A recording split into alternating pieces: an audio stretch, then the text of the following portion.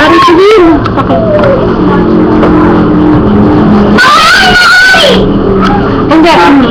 Ayun na yung topic na ito.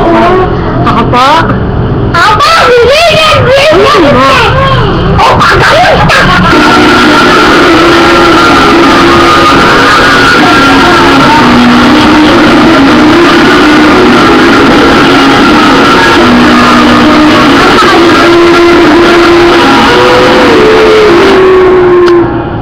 Okay na ito.